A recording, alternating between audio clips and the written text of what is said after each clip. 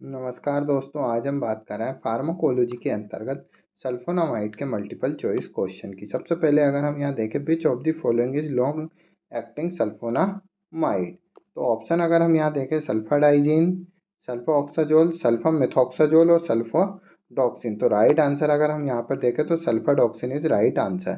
तो सल्फाडॉक्सिन जो है लॉन्ग एक्टिंग सल्फोनामाइड है। अगर हम यहाँ पर सॉल्यूशन देखते हैं तो हम सबसे पहले देखते हैं सल्फोनामाइड को जो है तीन तरीके से मेनली क्लासीफाई किया: systematic acting agent, local acting agent और अदर। तो लोकल एक्टिंग एजेंट्स अगर हम देखें तो ट्रिक जो है सिल्वर एसिड में है। तो सिल्वर से सबसे पहले सिल्वर सल्फाडाइजीन, एसिड सल्फा एसिटामाइड और एम से मेफिनाइड। तो लोकल एक्टिंग एजेंट जो है सिल्वर सल्फाडाइजीन, सल्फा एसिटामाइड और मेफिनाइड है।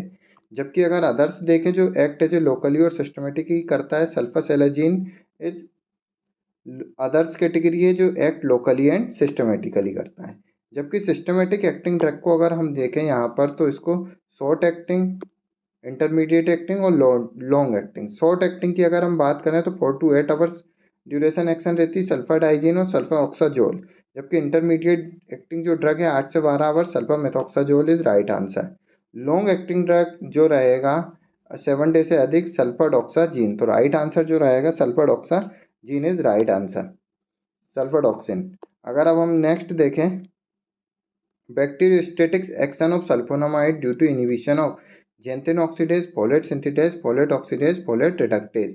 तो राइट आंसर जो है फोलेट सिंथेटेज के इनिबिशन के कारण यहाँ पर जो है फोलिक एसिड की सिंथेसिस रुक जाती है, जिसके कारण अब सल्फोनामाइड जो है बैक्टीरियोस्टेटिक एक्शन प्रोड्यूस करता है। अगर हम यहाँ पर देखें तो पावा से अगर हम देखें तो फोलेट सिंथेसिस से डाईहाइड्रोफोलिक एसिड बनता है, जिसके through tetrahydrofolic acid reductase, dihydrofolic reductase के थ्रू। तो फोलिक एसिड जो रहेगा फोलेट सिंथेटेज उसको सल्फामेथॉक्साजेल या सल्फोनामाइड इनिबिट कर देगा, जिससे पावा से डाईहाइड्रोफोलिक एसिड की सिंथेसिस नहीं होती है। Sulphonamide is not effective in pus because पस कंटेन पावा, एल्ब्यूमिन, गाबा और आल। तो राइट आंसर जो है पावा। तो पैरा अमाइनो बेंजोइक एसिड जो होता है वो एंटागोनाइज कर देता है एक्शन जो रहेगी सल्फोनामाइड की। पस में जनरली पावा प्रेजेंट होता है, इसीलिए हाई जो रहेगी सल्फोनामाइड जनरली पस में इफेक्टिव नहीं होती है। Sulfonamide with minimum risk of crystalluria, sulfisoxazole, sulfadoxine, sulfacytine और सल्फामेथॉक्साजोल। राइट आंसर अगर हम यहाँ पर देखें, minimum risk of crystalluria की जो है सल्फाऑक्साजोल।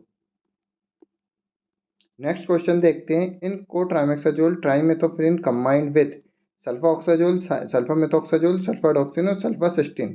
तो राइट आंसर जो है सल्फामेथॉक्साजोल। तो कोट्राइमेक्साजोल है जो कॉम्बिनेशन है ट्राइमेथोप्रिन प्लस सल्फामेथॉक्साजोल से मिलकर बना होता है।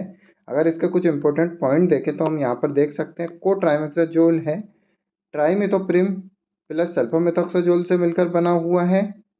जबकि अगर हम बेस्ट बैक्टीसाइडल एक्टिविटी देखें तो ट्राइमेथोपिन 1 रेशियो और सल्फामेथॉक्साजोल 20 रेशियो। टैबलेट में जनरली हम जो रेशियो मेंटेन करते हैं 1:5 यहाँ पर मेंटेन करते हैं। मैकेनिज्म ऑफ एक्शन अगर कोट्राइमेक्साजोल का अगर हम देखें तो पावा से जो सिंथेसिस होगी, पहले डाईहाइड्रोफोलिक एसिड सिंथेसिस होगी, जिसके लिए फोलेट सिंथेटेज रहेगा। जबकि अगर हम यहाँ से देखें डाईहाइड्रोफोलेट रिडक्टेज की प्रेजेंस में टेट्राहाइड्रोफोलिक एसिड यहाँ पर फॉर्मेशन होगा। तो सल्फामेथॉक्साजोल जो होगा डायरेक्टली फोलेट सिंथेटेज को इनिबिट करेगा सल्फोनामाइड के टी। जबकि ट्राइमेथोप्रिन जो है डाईहाइड्रोफोलेट रिडक्टेज को इनिबिट करता है। ट्राइमेथोप्रिन अगर सिंगल यूज़ करेंगे तो बैक्टीरियोस्टेटिक, सल्फामेथॉक्साजोल भी बैक्टीरियोस्टेटिक्स होते हैं। दोनों को कंबाइन में अगर हम यूज़ करते हैं तो ये सीक्वेंस से ब्लॉकेज कर देते हैं, जिसके कारण बैक्टीरियोसाइडल एक्शन प्रोड्यूस होती है। वॉल्यूम ऑफ डिस्ट्रीब्यूशन अगर बात करें तो ट्राइमेथोप्रिन का हाई होता है। ट्राइमेथोप्रिन एडिक्वेटली क्रॉस करता ब्लड ब्रेन बैरियर और प्लेसेंटा, इसीलिए अगर हम रेशियो में देखें तो ट्राइमेथोप्रिन और सल्फामेथॉक्साजोल का जो कॉम्बिनेशन 1:20 में हम ले रहे हैं, उसमें ट्राइमेथोप्रिन की मात्रा कम है, क्योंकि volume of distribution plus blood brain barrier जो क्रॉस है वो अधिक होता है किसके अंतर्गत, ट्राइमेथोप्रिन के।